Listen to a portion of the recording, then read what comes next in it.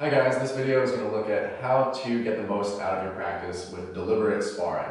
So when you're sparring, your focus should be on kill your opponent and not dying. So when you're looking at your opponent, it's just finding those openings and how to throw your shot while protecting yourself. So after each exchange or fight, you can take a moment to think about what just happened in that fight and visualize how you threw your shots, how your opponent threw their shots, and you defended their shots, or you didn't if you were hit, and how you got hit, and how you struck your opponent, or how they defended your shot. And take a moment to remember and visualize what just happened. And once you kind of have that in your mind, you can go ahead and go on to the next fight, or even the next exchange.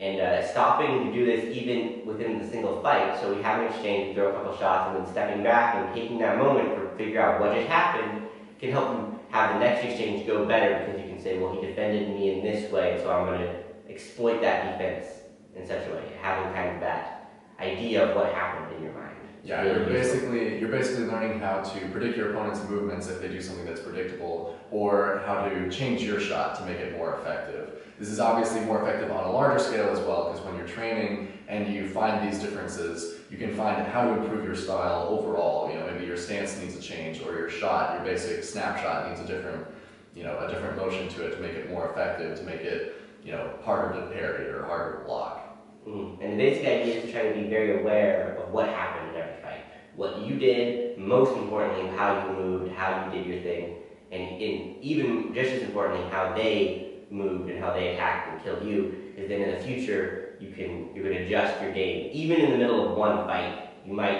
have defended you in a way, and you can kill them the next fight because you knew what happened.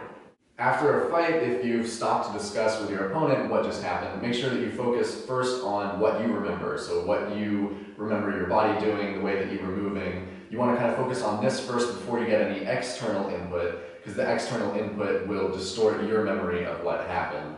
So you want to make sure that you have a firm idea of the way that you moved, the way you threw your shot, how it worked, how it didn't, before you get someone else to tell you what they thought or what they felt happened. You also don't want to have this as frequently, so maybe once per sparring session, towards the end, you can ask your opponent for some advice or what they feel like is going on, and they can give you that piece of advice. But you don't want to rely on someone else to give you the information. You kind of want to build up this skill so that you can be teaching yourself constantly while you're sparring, so that after every exchange, you're going through the motion of what just happened and thinking about how you can do it better. So after you've developed what you think happened in the fight, and you've discussed with people who watch the fight, either your opponent or a third person watching, next is really useful is to have your fight videotaped. And so after you've done your sparring, go home and look at the video and figure out what you've done, and use the combination of all of these inputs to figure out how you fight and develop your fighting style better. Yeah, it's really useful to be able to compare what you think happened to what it looks like on video. Your mental image might be slightly different, so you can kind of, fix some of these misconceptions that you might have about your fighting. So we're going to cut to a video clip of a few of our different fights that we've had, and kind of how this process looks from the outside. So we do a couple fights, and after each fight we talk about what each of us think happened. And this is a good thing you can do with your opponent, and what you should be doing in your head after every fight. So here's a good example of that.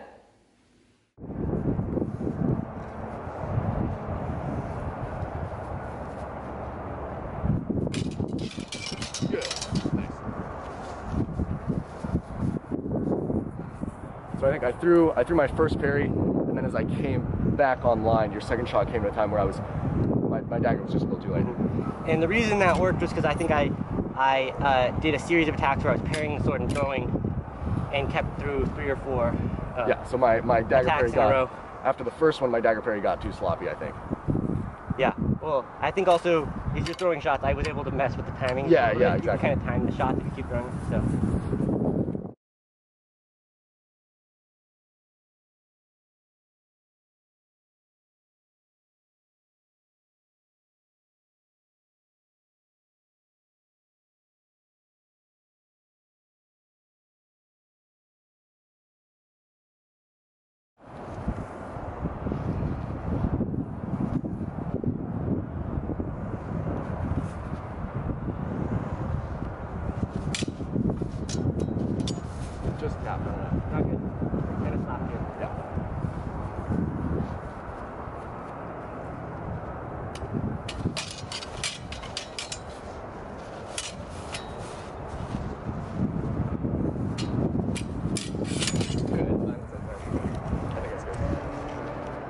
So I threw my shot and overextended. Yeah, I had basically Miguel threw a shot. He overextended. I had the parry and I threw Threw a hook around. yeah. So I counterpunched basically. Yeah.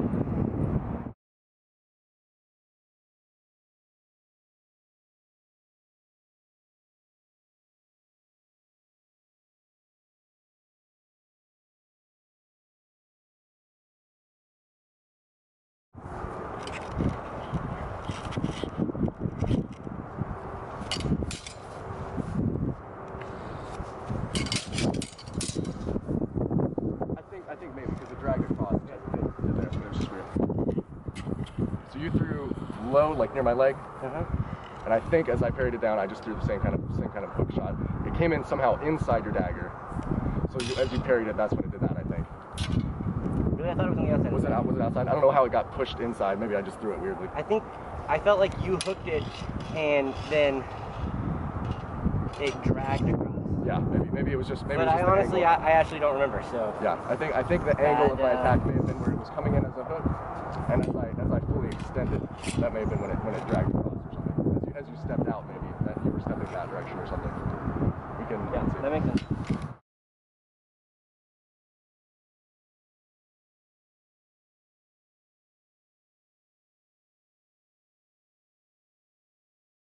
To summarize, the info in this video will improve your ability to learn quickly from a brief exchange with an opponent. It'll help you be more well-rounded against more diverse opponents.